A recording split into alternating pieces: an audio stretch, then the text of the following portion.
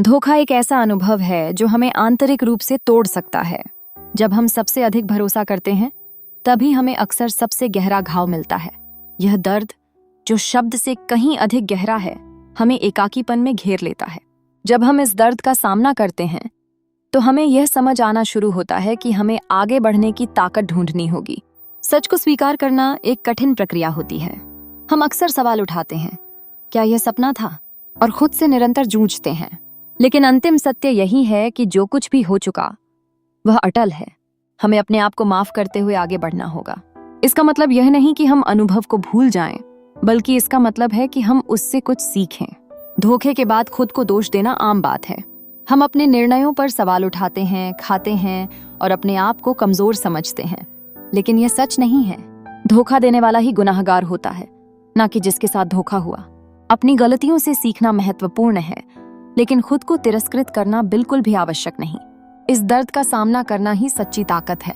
दर्द को महसूस करना, उसे समझना और खुद से सवाल पूछना, यही हमें सशक्त बनाता है। अगर हमारी नीयत सही थी, तो हमें खुद को दंड नहीं देना चाहिए।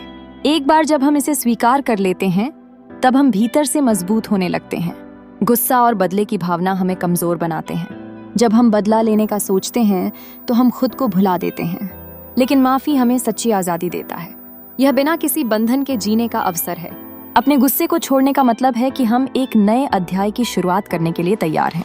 आखिर में खुद से प्यार करना सबसे महत्वपूर्ण है। जब हम खुद को तोड़ते हैं, तब हमें फिर से उठने का अवसर मिलता है। नए अनुभवों को अपनाना और नए लोगों से मिलना हमें जिंदगी की नई खुशियों से मिलवाता है। यह हमें दिखाता है कि हमारी जिंदगी कितनी खूबसूरत हो सकती है। धोखा एक अंत नहीं, बल्कि एक नया अध्याय होता है। जीवन में उतार चढ़ाव होते हैं, लेकिन हम उन्हें अपनी ताकत बना सकते हैं। दर्द को खोकर एक नई शुरुआत करें, यह जानते हुए कि हमारी कहानी नहीं खत्म हुई है। चलिए हम आगे बढ़ें और एक नई रोशनी के साथ अपनी जिंदगी का निर्माण करें। Video more than 5 minutes. हर दिन नई शुरुआत का संकेत है। जैसे सूरज की पहली किरणें दिन को आलोकित करती हैं।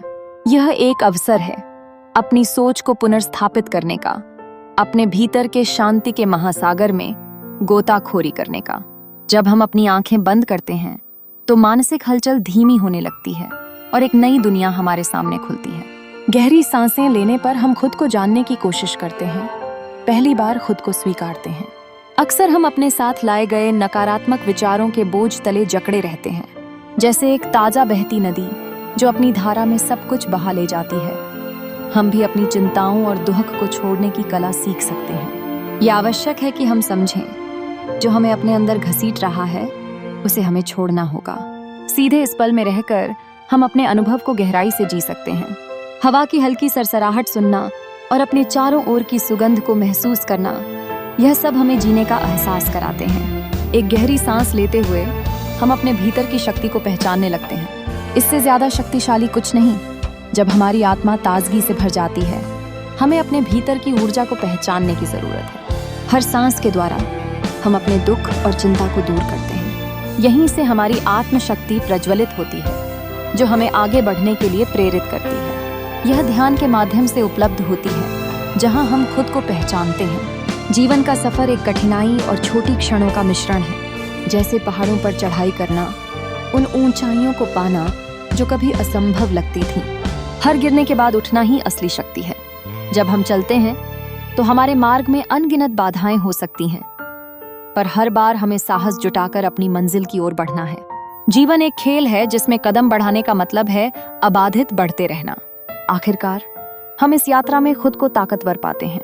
हमारे आसपास की शांति और हमारी आंतरिक शक्ति एकजुट होकर हमें एक नई दिशा दिखाती है।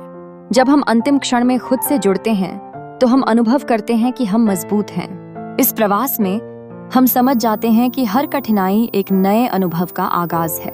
खुद से वादा करें कि आप आगे बढ़ते रहेंगे, नहीं रुकेंगे। यही है शांति में शक्ति।